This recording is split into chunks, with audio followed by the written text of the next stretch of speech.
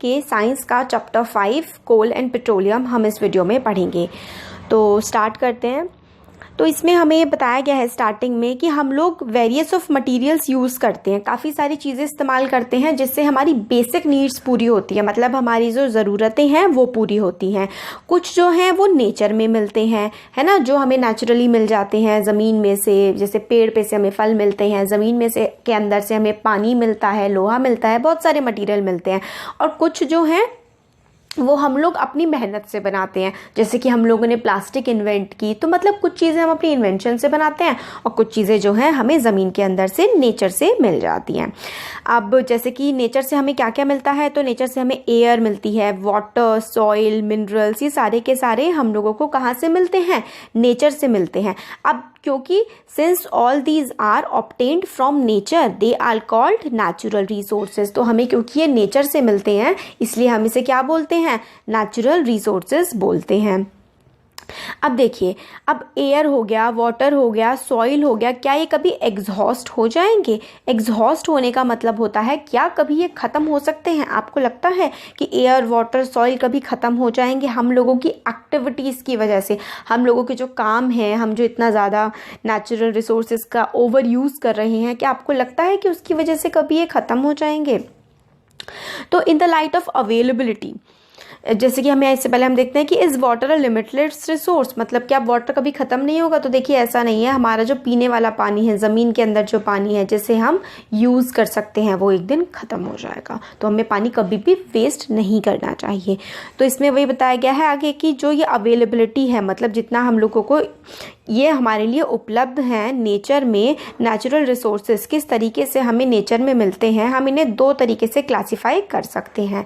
तो देखिए, एक होता है इनएग्जॉस्टेबल नेचुरल रिसोर्स और एक होता है एग्जॉस्टेबल। देखिए, इनएग्जॉस्ट होने का मतलब होता है, इनएग्जॉस्टेबल का मतलब होता है जो नेचुरल रिसोर्स कभी भी ख़त्म ना हो, और एग्जॉस्टेबल का मतलब होता है जो एक दिन ख़त्म हो जाएगा। देखिए, एग्जॉस्ट होने का मतलब ही यही होता है कि वो चीज़ एक दिन क्या हो जाएगी, खत्म हो जाएगी। एग्जॉस्ट होने का मतलब ही ये होता है कि वो एक दिन खत्म हो जाएगी। इनएग्जॉस्टेबल का मतलब होता है वो कभी खत्म नहीं होगी। तो इनएग्जॉस्टेबल नेचुरल रिसोर्स जो होते हैं, ये these resources are present in unlimited quantity in nature. तो नेचर में, हमारी सृष्टि में ये अनलिमिटेड होते हैं, मतलब इतने ज़्यादा होते हैं कि शायद ये कभी ख़त्म ही नहीं होंगे। हम चाहे कुछ भी कर ले इंसान, ये कभी ख़त्म नहीं होने वाले। तो ऐसे कौन से नेचुरल रिसोर्स हैं जो इनएग्जॉस्टेबल हैं, कभी ख़त्म नहीं होंगे? ये है हमारी सनलाइट और एयर। तो सनलाइट और एयर जो हैं ये नेचुरल रिसोर्सेज ऐसे हैं कि ये कभी भी ख़त्म नहीं होंगे। अब आगे है इनएग्जॉस्टेबल तो हम लोगों ने देख लिया। अब हम देखते हैं एग्जॉस्टेबल नेचुरल रिसोर्स। तो एग्जॉस्टेबल नेचुरल रिसोर्स कौन से होते हैं? तो ये होते हैं amount of these resource in nature is limited. तो ये जो नेचुरल रिसोर्सेज हैं, एग्जॉस्ट होने का मतलब होता है ख़त्म हो जाना। अब जो चीज़ ख़त्म हो जाएगी वो तो लिमिटेड क्वांटिटी में ही अवेलेबल होगी ना। तो ये जो नेचुरल रिसोर्सेज हैं ये एक ना एक दिन ख़त्म हो जाएंगे, इसलिए इन्हें एग्जॉस्टेबल नेचुरल रिसोर्स हम बोलते हैं। तो एग्जाम्पल क्या है इन रिसोर्स के? फॉरेस्ट, वाइल्ड लाइफ, मिनरल्स, कोल, पेट्रोलियम, नेचुरल गैस। तो यही जो हमारा चैप्टर है कोल और पेट्रोलियम से रिलेटेड पूरा चैप्टर है, और ये एग्जॉस्टेबल रिसोर्स है, मतलब ये एक ना एक दिन क्या है, ख़त्म हो जाएगा। तो देखते हैं आगे हम इसमें कि देखिए दी सब, अब हम लोगों ने ये पूरा का पूरा देख लिया। अच्छा, ये तो वो है एक्टिविटी। तो एक्टिविटी तो देखिए आप क्लास में समझिए, और अगर आपको कोई डाउट होता है तो आप उससे कमेंट सेक्शन में पूछ सकते हैं। बाकी चैप्टर का एक्सप्लेनेशन हम पूरा करेंगे। तो अब इसमें हमें बताया गया है, हमने एग्जॉस्टेबल और इनएग्जॉस्टेबल के बारे में पढ़ लिया। अब एज्यूम करना है कि जो ईटेबल्स हैं, देखिए ईटेबल्स का मतलब होता है जो चीज़ खाई जा सकती है। Assume that the eatables in the container present the total availability of exhaustible natural resources like coal, petroleum, natural gas. तो ये जो हमारी एक्टिविटी है ना, इसमें हमें यही बताया गया है कि एक कंटेनर है जिसमें ऐसी चीज़ें हैं जो ख़त्म हो सकती हैं, एक में जो चीज़ें ख़त्म नहीं हो सकती। तो वही है इसमें कि एक में एग्जॉस्टेबल है जैसे कि कोल, पेट्रोलियम, नेचुरल गैस, और हर किसी का क्या है, अलग कंजम्पशन पैटर्न है। कंजम्पशन पैटर्न का मतलब होता है जिस तरीके से हम चीज़ों को खाते हैं। अब देखिए, जो पुरानी हमारी जनरेशन्स थी, जो हमसे पहले हमारे पूर्वज थे, वो ग्रीडी नहीं थे। क्यों? क्योंकि वो इस तरीके से नेचुरल रिसोर्सेज का इस्तेमाल नहीं करते थे। ग्रीडी का मतलब होता है लालची। ये ऐसे नहीं थे कि जैसे हम लोग एक्सेसिव यूज़ कर रहे हैं, पानी का कितना एक्स्ट्रा यूज़ कर रहे हैं हम, और कितने सारे नेचुरल मटेरियल्स हैं उनका हम एक्सेस में यूज़ कर रहे हैं, तो इसलिए बहुत ज़्यादा डर है कि वो जल्दी ही जो है वो ख़त्म हो जाएंगे। तो अब जो है इसमें जैसे कि एक्टिविटी में एक ग्रुप में पहले का था और जिसमें एग्जॉस्टेबल हैं जो ख़त्म हो जाएंगी, तो पहले वाले में पहली जो जनरेशन होती थी उसमें लोग अच्छे से यूज़ करते थे, इतना एक्स्ट्रा यूज़ नहीं करते थे कि ख़त्म हो जाए। आपकी जनरेशन में बहुत ज़्यादा एक्सेसिव यूज़ किया जा रहा है। इस चैप्टर में हम लोग सीखेंगे एग्जॉस्टेबल नेचुरल रिसोर्सेज के बारे में। ऐसे नेचुरल रिसोर्सेज जो एक दिन हो सकता है ख़त्म हो जाए, ऐसे रिसोर्सेज के बारे में हम इसमें पढ़ेंगे। कौन से हैं वो resources? Coal, petroleum, natural gas हैं। ये बनते कैसे हैं? तो these are formed from dead remains of living organisms, fossil, इसलिए हम इसको फोसिल फ्यूल कहते हैं। तो फोसिल्स का मतलब होता है जो डेड रिमेन्स, जैसे कि सदियों पहले, आज से हज़ारों साल पहले डायनासोर्स होते थे, हज़ारों सालों पहले जो पेड़ होते थे वो जब उनकी डेथ हुई तो वो नीचे गिर गए ज़मीन पर। फिर बहुत सारे एक्टिविटीज़ के साथ बारिश पड़ी, भूकंप आए, बहुत सारी एक्टिविटीज़ के साथ वो पेड़ जो है ज़मीन के नीचे नीचे धंसते गए। नीचे धंसते धंसते क्या हुआ, ये जो है फोसिल फ्यूल में कन्वर्ट हो गए। प्रेशर पड़ा, टेम्परेचर पड़ा और इन्होंने अपनी फॉर्म चेंज कर ली, और जो डेड रिमेन्स थे ना लिविंग ऑर्गेनिजम्स के, वो हमारे फोसिल फ्यूल बन गए। तो डेड रिमेन्स, जो मरे हुए अवशेष बच जाते हैं ना ऑर्गेनिजम्स के, जो मर जाते हैं, उनको हम फोसिल कहते हैं। तो वही हमारे फोसिल फ्यूल्स बन गए, वही हमारे कोल, पेट्रोलियम, नेचुरल गैस। तो हम कोल के बारे में पढ़ते हैं। तो आपने देखा होगा कोल या सुना होगा, एक स्टोन काला सा होता है, ये देखिए पिक्चर में दिखाया गया है, काफ़ी काला सा होता है। ये वन ऑफ द फ्यूल जो हम फूड के लिए यूज़ करते हैं। जैसे कि भट्टियों में जो खाना बनता है ना, उसमें कोयला ही पकता है, मतलब कोयले को जला करके भट्टी में खाना बनाया जाता है। पहले रेलवेज़ में भी बहुत ज़्यादा इस्तेमाल इसका किया जाता था, सड़कें बनाने के लिए जो है इसको, मतलब मेनली जो है ना चीज़ को जलाने के लिए कोल का इस्तेमाल किया जाता था। वही है कि रेलवे इंजन्स में स्टीम को जला करके इंजन को आगे बढ़ाने के लिए थर्मल पावर प्लांट जो है आज भी हम इसमें इस्तेमाल करते हैं। थर्मल पावर प्लांट का मतलब है ऐसे पावर प्लांट्स जिससे बिजली हम लोग बना सकते हैं, जैसे कि इलेक्ट्रिसिटी प्रोड्यूस हम लोग कर सकते हैं। तो हम लोग के घर में जो इलेक्ट्रिसिटी आ रही है, इससे कैसे बनता है, देखिए कोयला को हम जलाते हैं, कोयले से स्टीम बनती है, स्टीम से टरबाइन घूमती है और टरबाइन घूमने से इलेक्ट्रिसिटी जनरेट होती है। तो ऐसे हम लोग जो है कोयले से ही बनी हुई इलेक्ट्रिसिटी एनर्जी का इस्तेमाल कर रहे हैं। और बहुत सारी इंडस्ट्रीज में एज अ फ्यूल, ईंधन की तरह जो है अपनी ज़रूरतों को पूरा करने के लिए इसका इस्तेमाल किया जाता है। अब स्टोरी ऑफ कोल, तो देखिए अबाउट 300 मिलियन ईयर्स अगो, लगभग 300 मिलियन ईयर्स अगो जो है वो अर्थ में बहुत ज़्यादा फॉरेस्ट थे और बहुत ही ज़्यादा वेटलैंड थे, लो लाइंग वेटलैंड एरिया। देखिए वेटलैंड का मतलब होता है ऐसा कोई भी एरिया जहाँ पर बहुत ज़्यादा पानी मौजूद हो, जैसे कि आप लेक कह सकते हैं। लेक में क्या होता है, काफ़ी ज़्यादा पानी अवेलेबल होता है जिसकी गहराई लगभग 100 मीटर तक तो होनी ही चाहिए, उसको आप लोग वेटलैंड कह सकते हैं। तो वेटलैंड हुआ करते थे, फॉरेस्ट हुआ करते थे। तो काफ़ी सारे नेचुरल प्रोसेसेस की वजह से, जैसे कि फ्लडिंग, ये फॉरेस्ट जो है नीचे दब गए सॉइल के। बहुत सारे मैंने आपको बताया भूकंप आए, फ्लड्स आए, ये मर गए, फिर नेचुरल प्रोसेसेस की वजह से ये लोग ज़मीन के नीचे दब गए। एज मोर सॉइल डिपॉजिटेड ओवर देम, और जैसे जैसे और भी ज़्यादा मिट्टी इन पर डिपॉजिट होती गई, ये क्या हुए, कंप्रेस हुए, इन पे दबाव पड़ा, ये इनका टेम्परेचर जो है वो भी बढ़ा और ये सैंक डीपर एंड डीपर, और ये इन पे जब मिट्टी ऊपर पड़ती गई ये और भी ज़्यादा नीचे और नीचे धंसते गए। और हाई प्रेशर के अंडर, हाई टेम्परेचर के अंदर ये जो डेड प्लांट्स थे वो स्लोली कोल में कन्वर्ट हो गए। ये ज़मीन के अंदर धंसे, इन पे टेम्परेचर लगा, इन पे प्रेशर लगा और इससे क्या हुआ, ये कोयले में कन्वर्ट हो गए। एज जो कोल है वो मेनली क्या होता है, कोयले में मेनली कार्बन होता है। तो इससे क्या हुआ, slow process of conversion of dead vegetation into coal is called carbonization.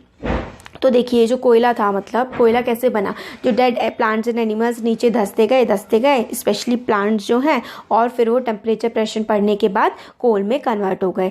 कोल में मेनली क्या होता है, कार्बन होता है। क्या होता है, कोयले में मेनली कार्बन प्रेजेंट होता है। तो the slow process of conversion of dead vegetation into coal is called carbonisation. तो जो डेड वेजिटेशन है, जब वो कोयले में कन्वर्ट हुई ना, जो स्लो प्रोसेस था डेड वेजिटेशन का कोयले में कन्वर्ट होने का, कोल में कन्वर्ट होने का, उसको हम कार्बनाइजेशन कहते हैं। क्यों? क्योंकि डेड ऑर्गेनिजम्स में मेनली क्या पाया जाता है, कार्बन।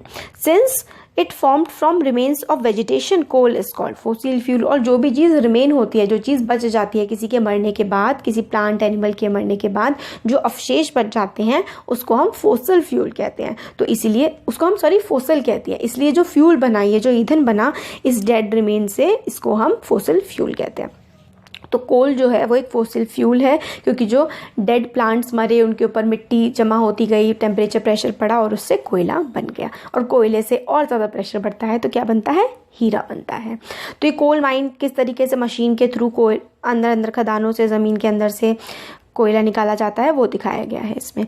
तो when heated in air, coal burns and produces mainly carbon dioxide. तो देखिए, जब कार्बन का बना है कोयला, तो जब उसको हम जलाएंगे हवा, तो हवा में वो क्या प्रोड्यूस करेगा, कोयला ही तो प्रोड्यूस करेगा, कार्बन डाइऑक्साइड ही तो प्रोड्यूस करेगा। तो जब इसको, कोयले को हम जलाते हैं तो कोल बर्न्स और ये प्रोड्यूस करता है कार्बन डाइऑक्साइड गैस। तो coal is processed in industry to get some useful product such as coke, coal tar and कोल तार।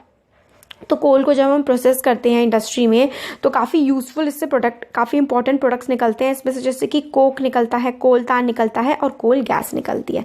तो इंडस्ट्रीज़ में हम कोल की मदद से क्या क्या बना सकते हैं, इंपॉर्टेंट है ये, क्या क्या बना सकते हैं कोल की मदद से। कोक बनता है, कोल बनता है, और देखिए कोक बनता है, कोल तार बनता है, और क्या बनता है, कोल गैस बनती है। तो ये 3 चीज़ें आप कोल की मदद से बना सकते हैं। अब कोक क्या होता है, तो कोक एक टफ पोरस का मतलब होता है जिस चीज़ में छेद होते हैं। तो कोक क्या टफ होता है, पोरस होता है और ब्लैक कलर का सब्सटेंस होता है और almost pure form of carbon होता है, मतलब इसमें मेनली कार्बन ही प्रेजेंट होता है। तो कोक काफ़ी टफ होता है, पोर इसमें एक तरह से छेद होते हैं और ब्लैक कलर का ये सब्सटेंस होता है और ये प्योर फॉर्म ऑफ कार्बन है।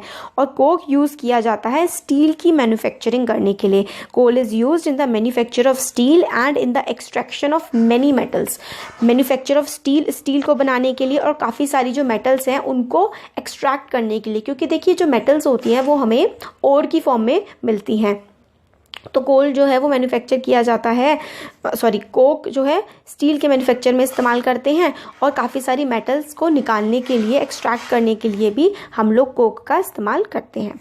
अब देखिए कोल तार क्या होता है, ब्लैक कलर का काफ़ी गाढ़ा सा थिक सा लिक्विड होता है जिसकी काफ़ी अनप्लीजेंट, मतलब काफ़ी ख़राब जो है इसकी स्मेल होती है।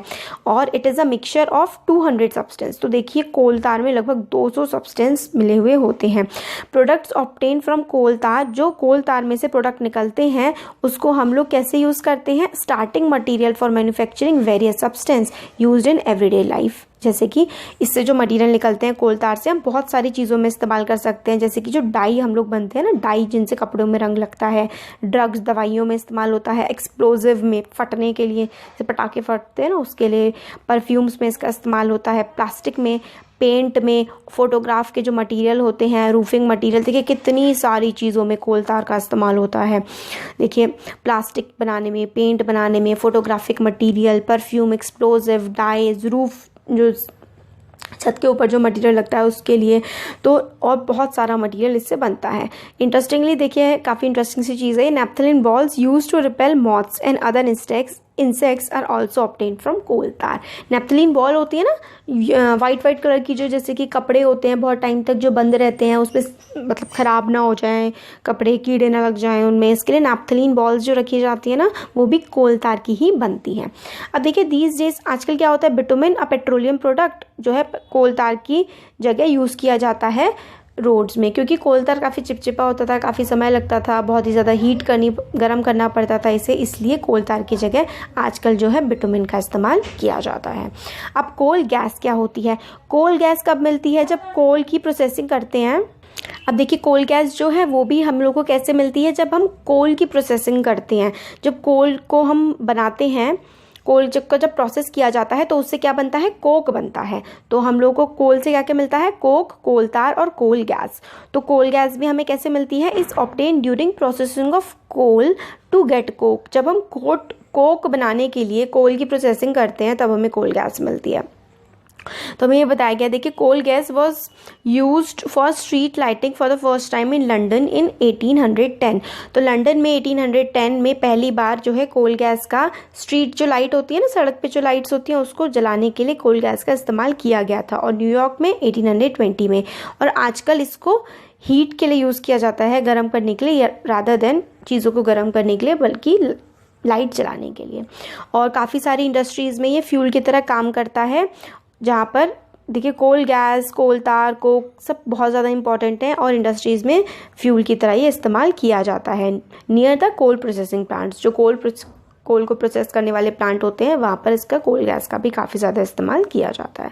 तो इस वीडियो में हम लोगों ने कोल के बारे में पढ़ा। अब नेक्स्ट वीडियो में हम लोग पेट्रोल वाला, और नेक्स्ट वीडियो में चैप्टर कंप्लीट हो जाएगा पेट्रोलियम की रिफाइनिंग वगैरह के बारे में, और नेचुरल गैस के बारे में हम पूरा